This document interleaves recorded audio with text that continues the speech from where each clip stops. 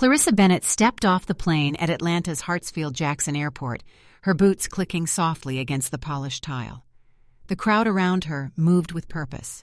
Businessmen clutching briefcases, vacationers dragging overstuffed roller bags, toddlers in tow. But she walked alone, unbothered. No military escort, no salutes, no uniform. Just black slacks, a long charcoal coat, and leather gloves that matched her pace. Quiet, composed, efficient. She didn't need the stars on her shoulders today. 32 years of service had etched the authority into her posture. The way she scanned the terminal, not nervously, but with practiced awareness. The way she didn't hesitate at a single turn. Even her silence had weight. Marcus Grant, her aide-de-camp, walked half a step behind, tall and sharp-eyed, scanning their surroundings with the diligence of a man who knew what a delay could cost. 38, former field artillery, now logistics. Clarissa had once joked he was the only major she ever wished she could clone. He'd laughed, but hadn't disagreed. "Driver's not late, ma'am," Marcus said, glancing at his phone. "Flight landed early." "Good," Clarissa replied. She didn't need fanfare. She needed home. Her quiet house in Buckhead, the one with the white shutters and creaky porch swing, the one where nobody asked for briefings or approvals. They took the escalator to the parking deck, the air growing colder as they descended. Clarissa breathed in deeply when they stepped into the open garage. It smelled like exhaust and concrete, familiar in its own dull way. A black Lincoln was scheduled to meet them on Level 3 near Pillar 12B. Marcus led the way with long strides. She followed, one gloved hand holding her phone, scanning for updates from NATO command. Nothing urgent. Just cleanup work from Brussels. They stopped by the pillar. Clarissa tucked her phone away and folded her arms, standing with her back to the concrete column. Her coat rustled softly. Marcus kept a slight distance, watching the incoming traffic lanes. Around them, the garage was mostly quiet. Just a few travelers wheeling bags, a maintenance cart reversing with a beep, beep, beep near the elevator bank. Clarissa felt the calm settle. Finally, stillness. Then came the footsteps. 3 people approached from the left. 2 men, 1 woman, plain clothes, no badges visible, no uniforms, just fast, deliberate movement and clipped voices. "Ma'am, I'm going to need you to keep your hands where we can see them," said the first, a stocky man with a buzz cut and brown bomber jacket. Clarissa blinked. "Excuse me?" "You match the description of a suspect involved in a current security matter," said the woman, her hand hovering near a concealed sidearm. Marcus stepped forward, voice calm but firm. "That's Lieutenant General Clarissa Bennett. You're making a mistake." "Back off!" the stocky man barked. "You're interfering with a law enforcement operation." Clarissa raised one eyebrow, her voice level. "I can give you my identification, but I will first make a secure call. This is a government-issued device. No phones," the woman snapped. "Place it on the ground." "You don't understand." "On the ground!" the second man shouted, stepping closer. Marcus raised both palms. "She's military. I'm Major Marcus Grant. She just returned from a NATO—" "Turn around and step back!" the officer shouted, pushing Marcus in the chest. Clarissa shifted her weight subtly, not out of fear but calculation. "This is an illegal detainment," she said. "You are restraining a flag officer of the United States military without due process." No reaction. Either they didn't hear her, or they didn't believe her. The woman reached for Clarissa's wrist. Clarissa didn't resist. She didn't struggle. She just stood still as they pulled her arms behind her back and secured the cuffs. The cold metal bit into her gloves. Marcus called out her name, then his own, trying to break through. But the handcuffs clicked anyway. Clarissa didn't flinch. Her eyes didn't flash. But inside, something shifted. Not anger, not panic, just a deep, cold disappointment. She had sat in secure rooms at the Pentagon, debriefed heads of state, overseen troop extractions. She had medals for things no one talked about. And now, handcuffed beside a concrete pillar because someone thought she looked suspicious. Her phone clattered to the garage floor. The black Lincoln pulled up seconds later. The driver stepped out confused. Marcus waved at him frantically, but the officers barked at him to back off. He hesitated, then did. Clarissa didn't say a word. The taller of the two male officers, thinner, younger, shifted uncomfortably. "Maybe we should call it in," he murmured. "She fits the description," the stocky one replied. "We'll confirm it after transport."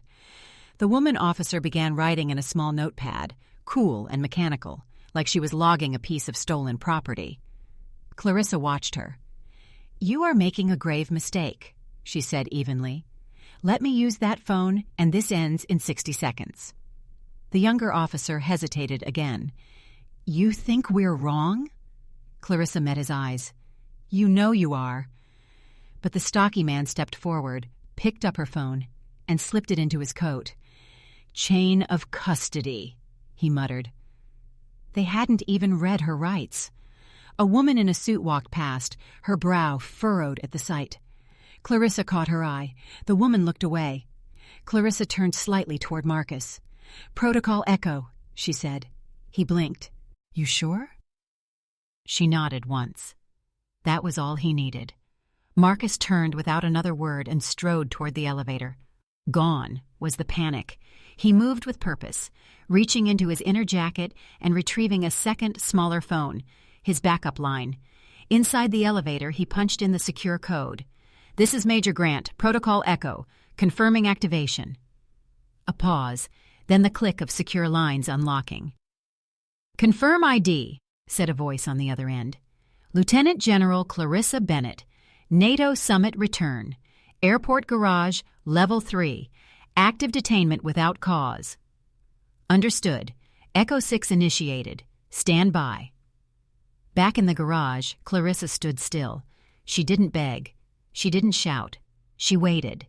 Because now the clock was ticking, and the people who had mistaken her for no one were about to find out exactly who she was. Marcus Grant stepped out of the elevator with a renewed stillness in his stride. His pulse raced beneath his calm surface, but his hands didn't shake. He had trained for chaos before. This wasn't combat, but it was close. He knew how to stay calm when others panicked. And more importantly, he knew Clarissa Bennett didn't call Protocol Echo unless she absolutely meant it. The phone pressed against his ear was a direct line, one he had used exactly once in his career, during a field extraction gone sideways. That time, it had saved 3 lives. This time, it would save reputations, and end a few. On the other end, voices crackled. He gave his clearance, confirmed the identity of the detained officer, verified her location. "Echo 6 confirmed," the voice said, calm and cold. "Assets en route. Maintain current position. Do not engage local enforcement." He lowered the phone and exhaled slowly. Time was now moving differently. The situation had shifted, even if the officers didn't know it yet. Back on level 3, Clarissa remained by the concrete pillar, her arms still bound behind her. Her leather gloves dug into the cuffs, but she showed no discomfort. She stood still, like a statue placed in the wrong exhibit. "Where's your ID, then?" Officer Travis Beckett barked. He kept his voice gruff, trying to sound in control, but the strain was creeping in. "If you're who you say you are, why didn't you just say so earlier?" "I did," Clarissa replied. "Several times." Rachel Vaughn, the only woman among the trio, scribbled notes on her leather-bound pad. She didn't look up. Still no visible ID, no military insignia, no tags, civilian clothing. "You've detained a federal officer," Clarissa said quietly, "without verifying a single fact." The younger officer, Sean Archer, stood a few feet back, glancing between his partners. "Maybe we should just run her name," he said, not loud enough to sound confident. Beckett turned on him. "And what if she bolts? We've got protocol for a reason." "She's cuffed," Archer replied. "She's not resisting." Clarissa interjected, her tone measured. "I've complied, but your refusal to confirm my identity violates multiple directives. You're escalating a non-threat." Beckett stepped closer, puffing his chest. We're handling this by the book." "Which book?" Clarissa asked, raising her brow. "Because I've read most of them." He didn't answer. Marcus re-entered the scene moments later, his eyes meeting Clarissa's. She gave him the smallest of nods. He understood. She was ready, but she didn't want this ending off camera. Clarissa didn't seek revenge. She sought record. The black Lincoln still idled nearby. The driver stood silently beside the car, hands clasped nervously in front of him. He looked like he wanted to ask something, but had thought better of it. "You said she's a general?" Archer asked Marcus, his voice cracking just slightly. "Yes," Marcus replied, no longer emotional. He was back in mission mode, precise, restrained. "Lieutenant General Clarissa Bennett, 3 stars, 32 years of service, most recently returned from NATO command briefings." Rachel Vaughn finally looked up. "You got proof of that?" Marcus nodded. "Coming any minute now." "What's that supposed to mean?" Beckett asked. Clarissa turned her head just slightly toward him. "You'll find out. And when you do, you'll wish you had asked for my name." A quiet beep echoed through the garage, then another. Then 2 sleek, dark Department of Defense sedans pulled into view. No sirens, no flashing lights, just clean, unmarked government muscle with tinted windows and reinforced bumpers. The air pressure seemed to shift. From the first car, a civilian woman in a gray coat stepped out. Her hair was neatly tied back. She held a briefcase in one hand and her credentials in the other. From the second, a uniformed officer exited, ranked colonel by his insignia. His face was unreadable. The civilian woman walked toward the scene, calm as stone. "Who's in charge here?" Beckett straightened. "Sergeant Travis Beckett, Joint Enforcement Task Unit. You've detained Lieutenant General Clarissa Bennett," the uniformed officer cut in. "You're under federal review for unlawful detainment, seizure of government property, and failure to verify active chain of command status." For the first time, Beckett's voice caught in his throat. "We had a BOLO alert. Woman in a dark coat." "Did you verify the timestamp?" the woman in gray asked. He blinked. "What?" "The alert was logged 38 minutes before you encountered this woman. The actual suspect is already in custody. You never checked." Vaughn's pen dropped from her hand. Clarissa didn't move. She simply looked at Beckett and said, "You didn't even ask." The woman in gray turned to her. "General Bennett, are you physically harmed?" Clarissa shook her head once. "No injuries." "Then we will proceed with debrief at Fort McPherson, but we'll need to remove restraints." Clarissa raised her voice just enough. "Not yet." The woman in gray paused. "Ma'am?" Clarissa's eyes were on Beckett now. "I want it on camera. Let them remove the cuffs themselves." Everyone froze. The weight of her words hit like a stone dropped in still water. Beckett's jaw tightened, but then he glanced at his own body cam, the small black lens blinking quietly from his chest. Without a word, he stepped forward and unlatched the cuffs. Clarissa's arms fell to her sides. She didn't rub her wrists. She didn't stretch. She just stood straight. The colonel gestured to the car. "General, we're ready when you are." Clarissa walked calmly to the Lincoln. Marcus followed. She didn't look back. The officers watched her go, their own breathing heavier than before. As the car door closed behind her, Clarissa let out a breath she hadn't realized she was holding. Marcus climbed into the front passenger seat. No one spoke for the first mile. Then Clarissa said, "Echo 6? "Yes, ma'am. Initiated within 90 seconds. They flagged it when your phone went dark." She nodded. "Good. Means the system works." "But they still got that far," Marcus said quietly. She didn't answer. She didn't need to. Back in the garage, Beckett, Vaughn, and Archer stood in stunned silence. The civilian woman turned to them. "As of this moment, you are relieved of operational authority at this location. Do not use your phones. Do not contact your unit. A federal review team will arrive shortly." Beckett opened his mouth, but the colonel cut him off. "You are already in violation of 2 federal protocols. Do you want to add insubordination?" He closed his mouth. The cuffs were off. But the story had only just begun. The air in the parking garage was no longer still. It held a tension that settled into the concrete. The officers, once brimming with authority, now shifted uneasily, waiting for someone else to explain what they had done. Clarissa Bennett sat silently in the back seat of the black Lincoln, her hands now free but folded neatly in her lap. Her breath was steady, her gaze fixed on the rows of yellow-painted lines flashing past the window as they pulled out of the garage. She didn't look back. In the front, Marcus kept his focus straight ahead, his jaw tight. The driver, trained for situations like this, said nothing. Silence was protocol. Still, the air in the vehicle felt weighted, like it carried more than just passengers. It carried consequence. Clarissa broke the silence. Status update? Marcus tapped his tablet. Footage secured. Body cams are active on all 3 officers. Chain of custody for your phone being reviewed. Internal affairs already tapped in. Pentagon? Alerted. Command verified Echo 6. They're coordinating with Fort McPherson for immediate debrief. Clarissa nodded, her voice even. Good. At Fort McPherson, a private side entrance was cleared before they arrived. No press, no noise, just a clean hallway, a waiting room, and a cup of hot water with lemon waiting for her, as requested.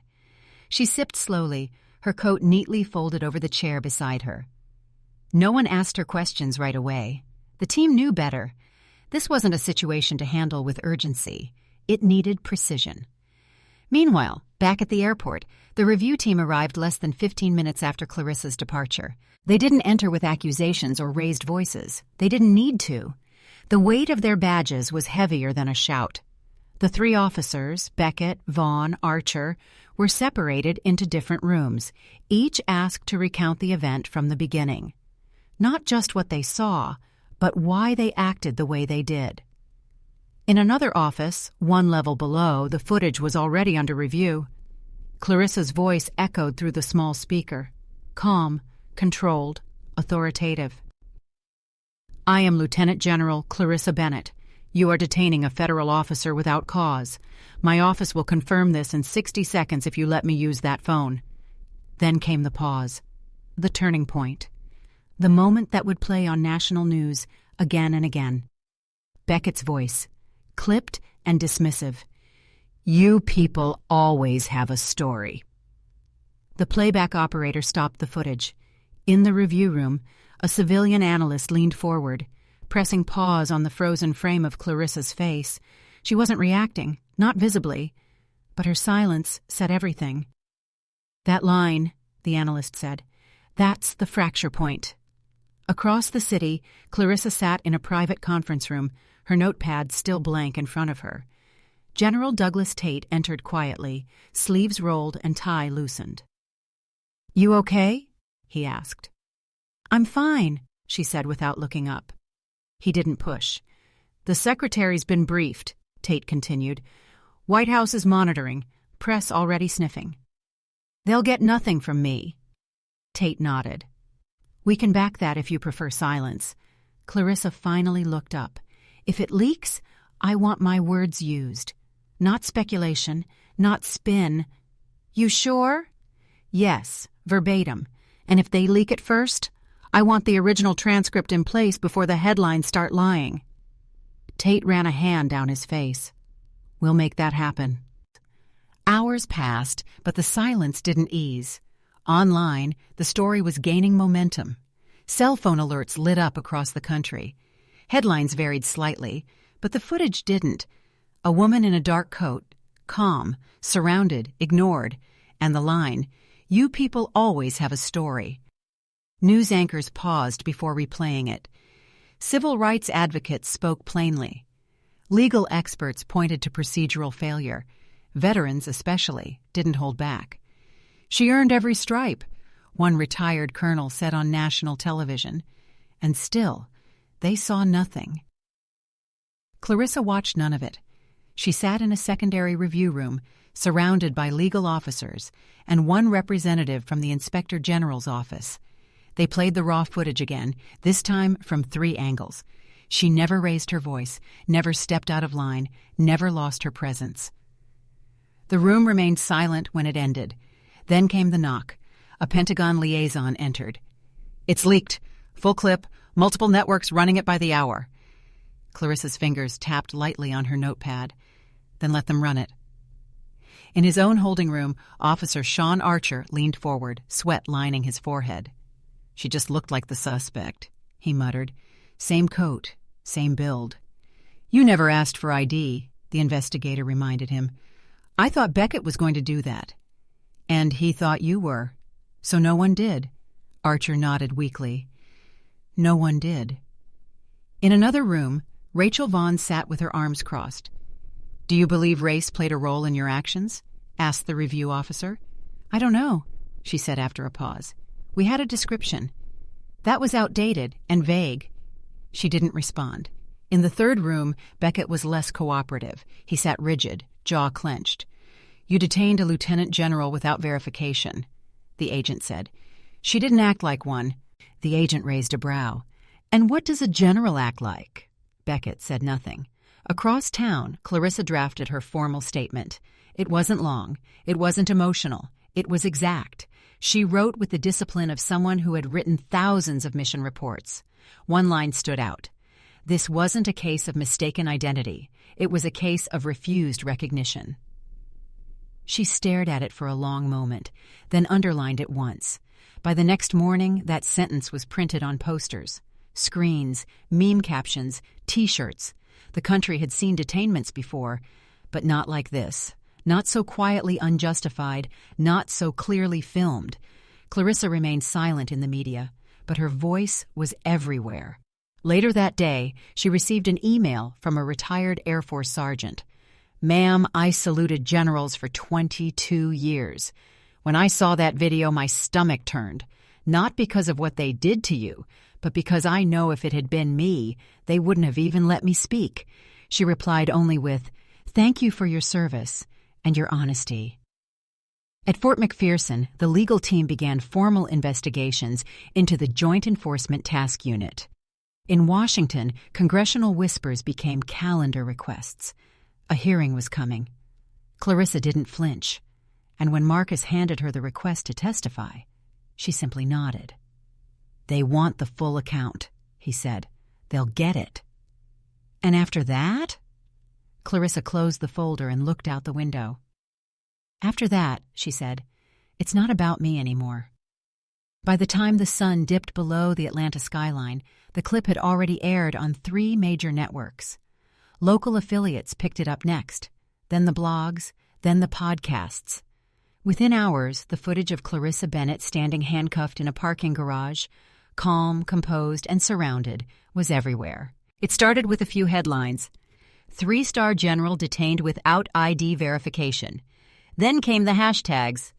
# General Bennett, # check the badge, # this is America. Clarissa sat in her home in Buckhead, lights dimmed, a cup of lemon water in her hand. She wasn't watching. The flat screen in the living room stayed off. Her phone buzzed constantly, lighting up with messages, missed calls, email alerts. Marcus paced the hallway just outside her study, one eye on his tablet, the other on the notifications pouring in. "Ma'am," he said cautiously, peeking into the doorway. "You might want to know the footage just passed 2 million views." Clarissa didn't look up from her notepad. "CNN's running a panel in 20 minutes, he added. "I won't be on it," she replied. "They invited you, twice."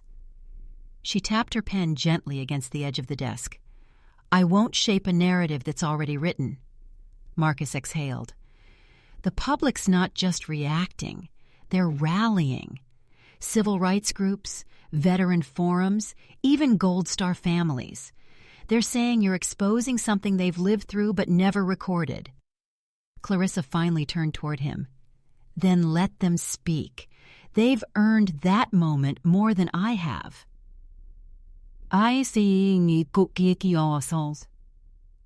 Elsewhere, the video played on loops. Cable news anchors dissected it frame by frame. Legal analysts pointed out the constitutional violations, the lack of Miranda rights, the unlawful seizure of a government-issued device, the procedural negligence. But the line everyone kept coming back to, the line that refused to fade, was still, "You people always have a story."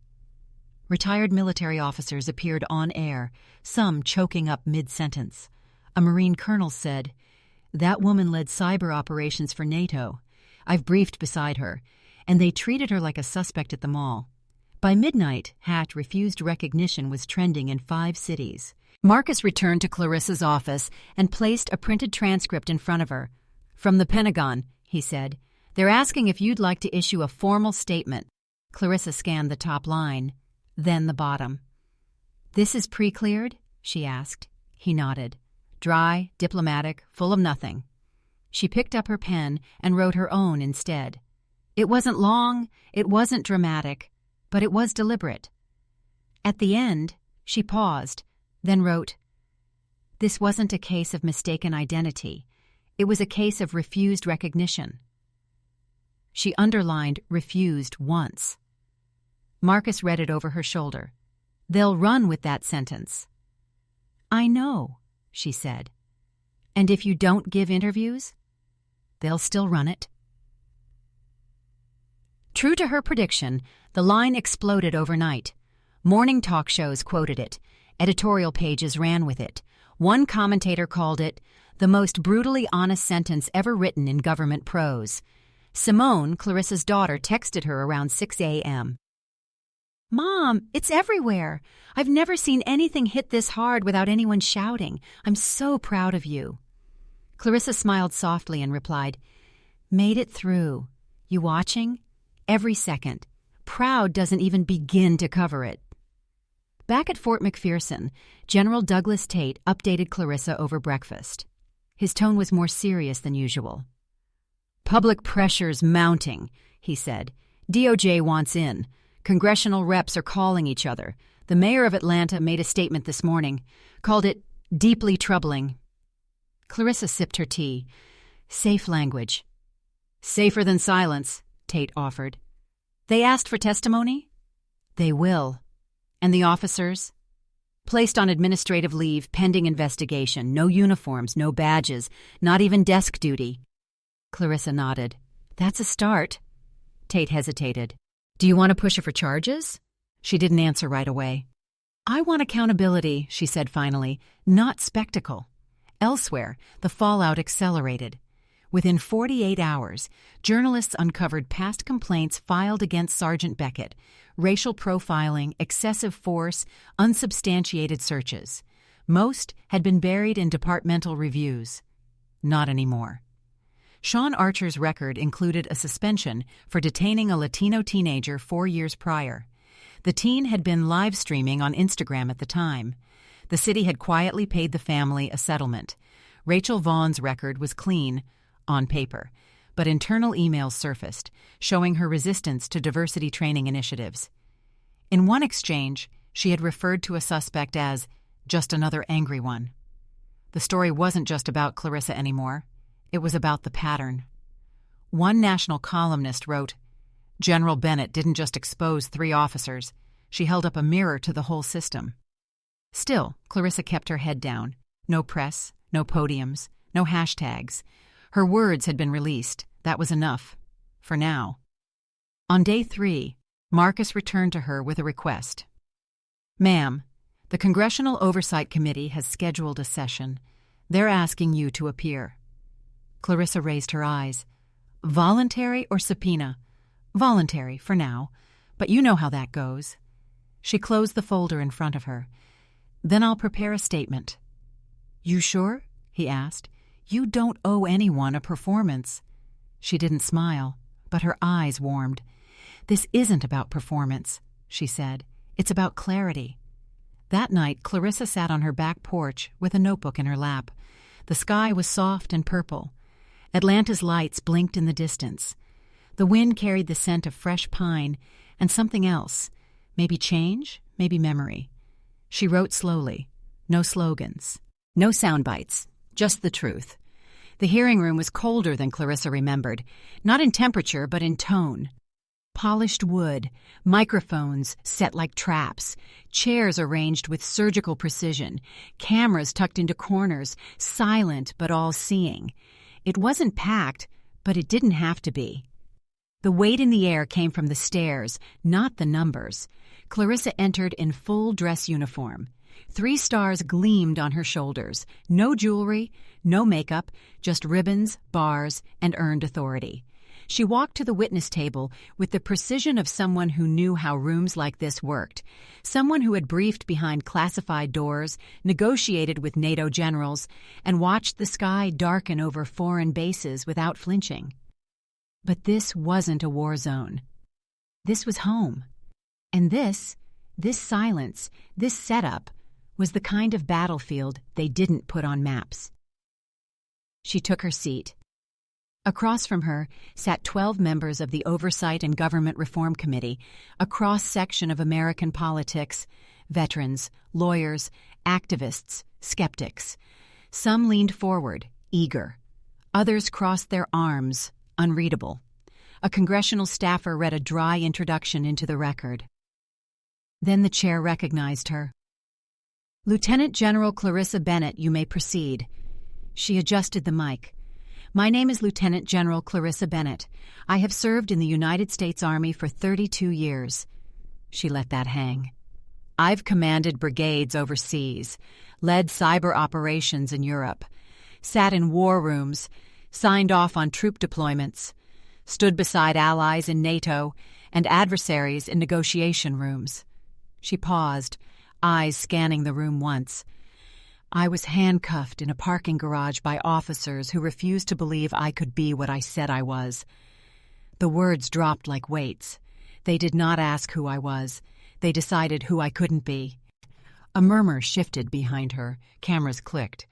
"I was not in uniform. I was not armed. I was not giving orders. I was simply a woman waiting for a ride home."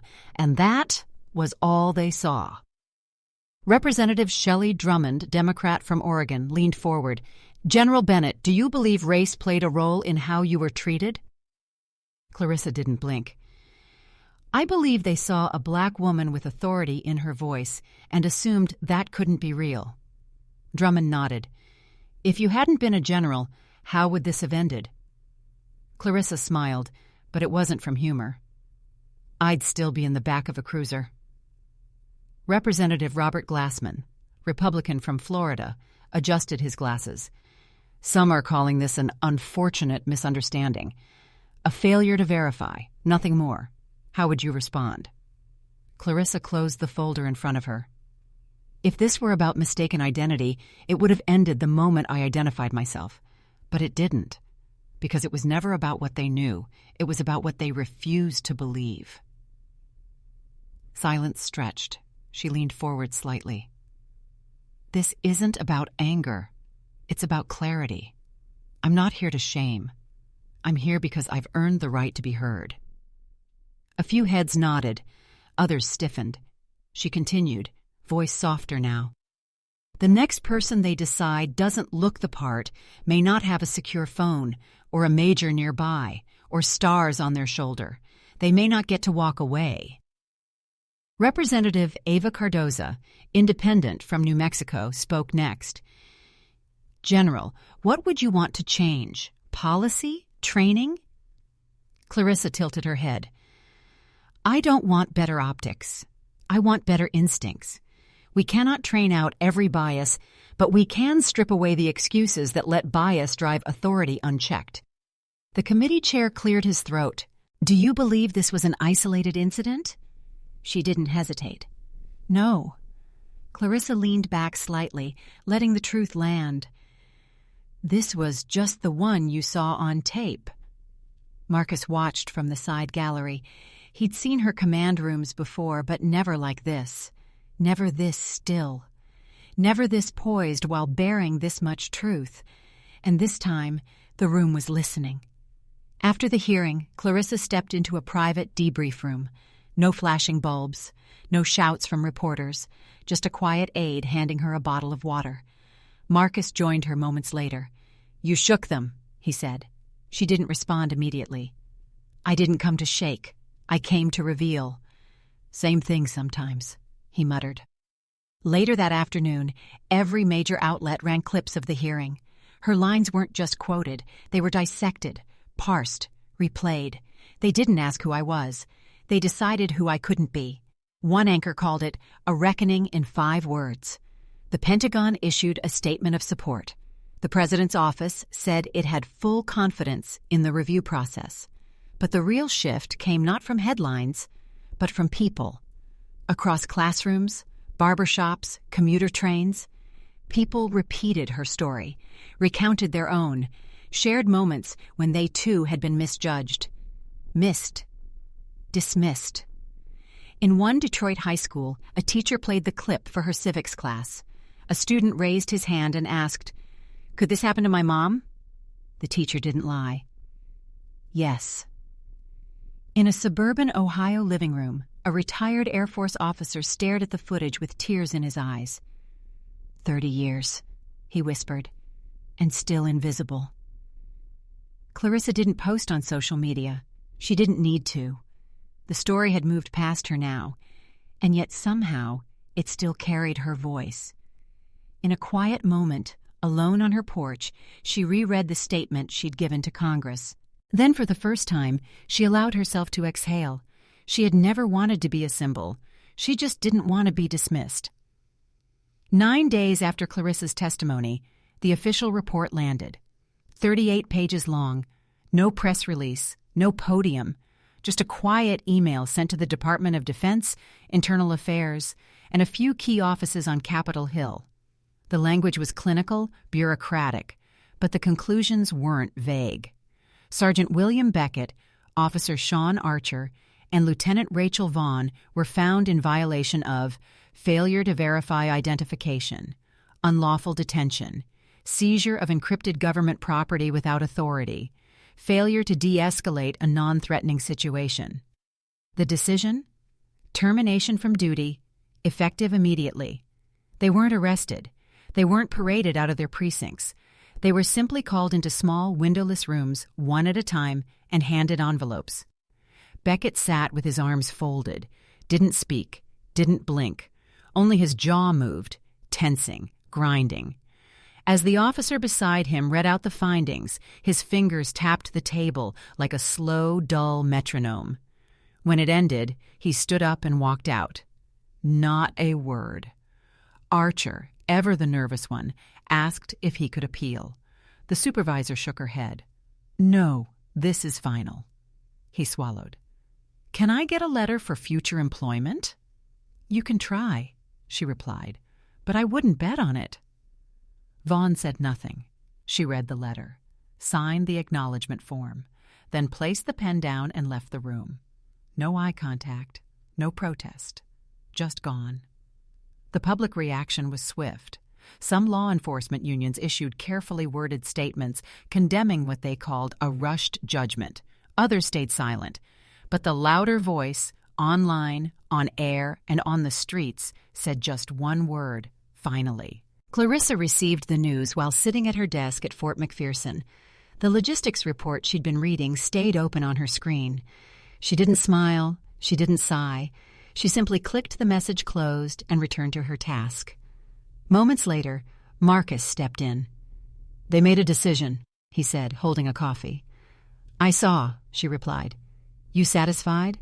Clarissa looked up at him. "I didn't want satisfaction," she said. "I wanted a record. That's different." Still, the ripples spread. The Joint Enforcement Task Force was officially placed on indefinite pause. Recruitment and training were overhauled. New oversight protocols were introduced. External civilian review boards. Fast-track audits for civilian detentions. Chain of command notification requirements for any use of handcuffs without a warrant or warrant equivalent. In Colorado Springs, a police department launched a pilot program requiring third-party legal review of all detentions that involved civilians without visible cause, within 12 hours of incident. Some called it too little, too late. Others called it theater. But buried within all the noise were a few voices, low, steady, and honest. "We got too comfortable making assumptions," one anonymous officer told a local news outlet.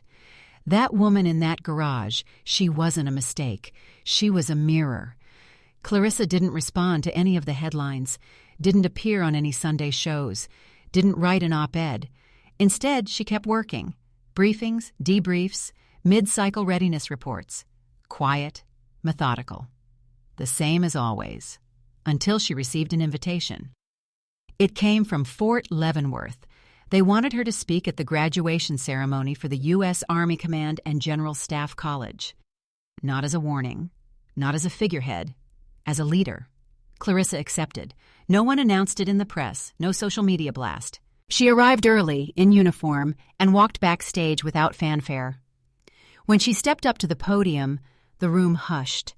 Cadets, men and women in freshly pressed dress blues, sat upright, notebooks ready, phones silenced. Clarissa looked across the crowd and began.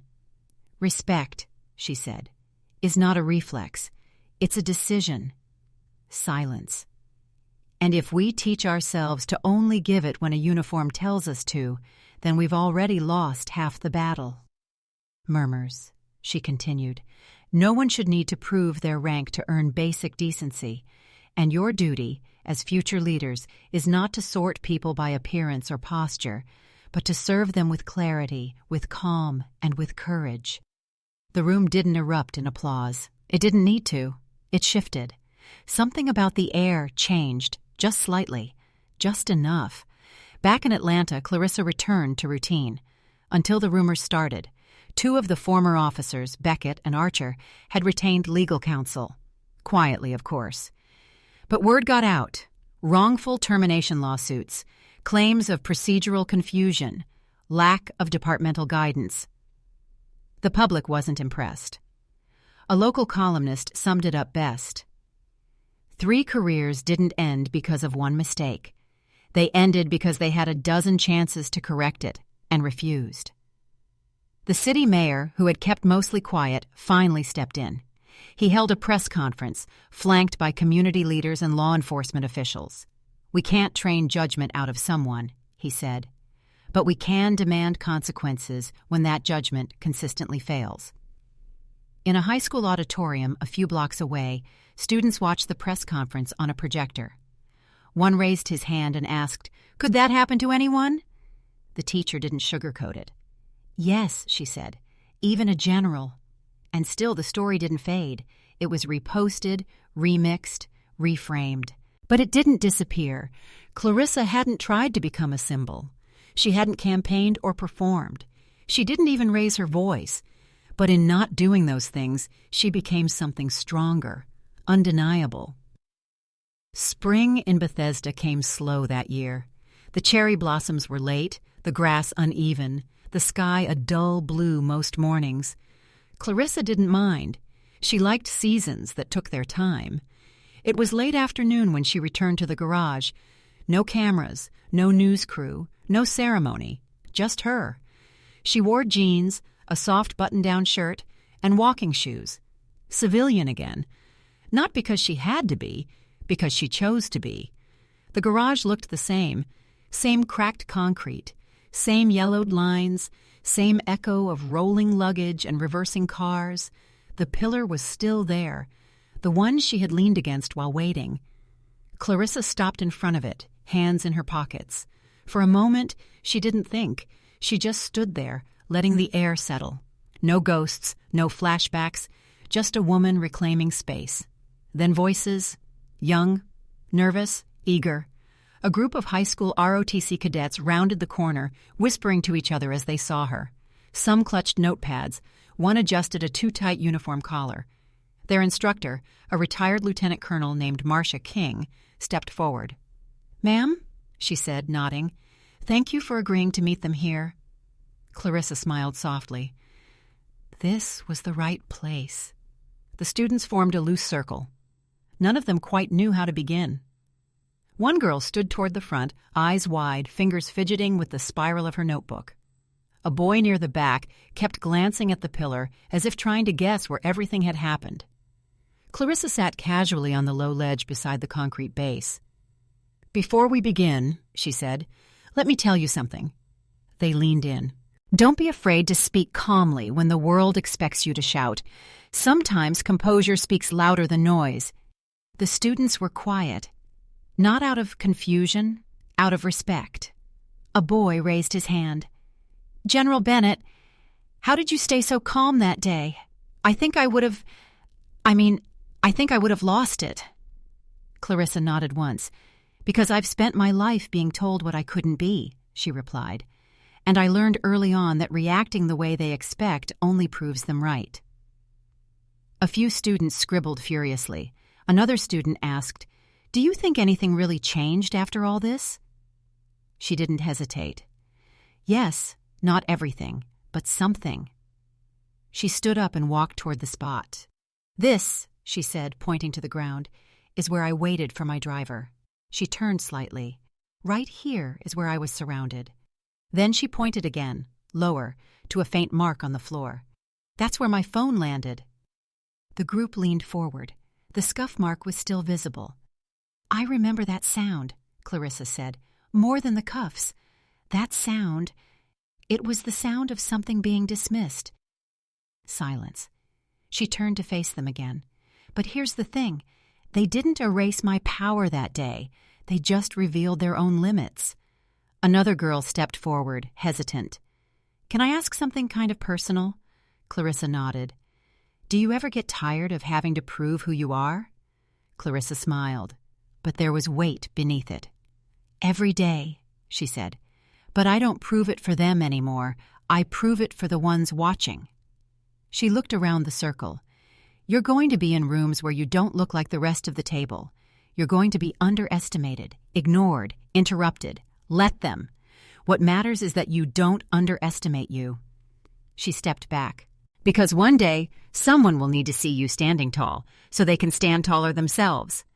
They didn't cheer. They didn't clap. They didn't need to. When the visit ended, the cadets shook her hand. One boy, nervous, serious, saluted. Clarissa didn't correct him. She lingered a moment after they left, not to relive it, to reclaim it. Later that night, she sat on her back porch with a cup of hot tea. The air smelled like cut grass. Somewhere inside, her phone buzzed. An update from Marcus. Something about new training policies in 3 states. She didn't check it yet. Instead, she looked up. Stars overhead. Quiet. She thought of the hundreds of times she had walked through fire quietly, with no one watching. This time, they had watched. And this time, the silence spoke louder than anything else. Because sometimes the strongest voice in the room is the one that never needed to yell to be heard. Sometimes the quietest scenes leave the loudest echoes. A woman standing alone in a parking garage, her hands behind her back, spoke louder in silence than any protest sign or breaking news headline ever could. In that garage, it wasn't just a black woman being questioned. It was a mirror being held up to a system that had long dismissed too many voices, especially from the black community. Her calm wasn't weakness, it was discipline. Her stillness wasn't submission, it was clarity. And when she finally spoke, she didn't shout. She didn't need to. The weight of her dignity did all the talking. What unfolded after that wasn't just about accountability, it was about recognition. For the black community, who had seen too many stories like this buried or spun into excuses, her restraint became a symbol of strength, not silence. It reminded us all that truth, when carried with grace, still has the power to crack even the hardest stone. The lesson here isn't just about what happened. It's about how she chose to respond. When the world told her she didn't belong, she didn't scream for space. She held it quietly until the world was forced to look closer. And in doing so, she carved open space, not just for herself, but for every black professional, every unseen elder, every underestimated voice in every corner of this country. Her strength wasn't in how loud she could be, but in how unshakable she remained when the world tried to undo her. Because sometimes justice doesn't come in sirens or headlines. It comes in stillness, in a gaze that doesn't flinch, in a voice that says, "I know who I am," and never once needs to prove it. Like a porch light left on for someone coming home late, Her story lit up something quiet and necessary inside us, especially in the Black community, where stories of dignity stolen are too familiar. Hers became one of dignity reclaimed. So maybe the next time we catch ourselves making quick judgments, on the street, in an airport, or even in our own neighborhoods, we'll remember her. Maybe we'll pause, look twice, listen longer. Take a moment to sit with this story. Let it settle into the corners of your day, like the last light before evening falls. And if this story touched your heart, consider passing that warmth forward. Someone out there is still standing in their own quiet storm, waiting for the world to see them.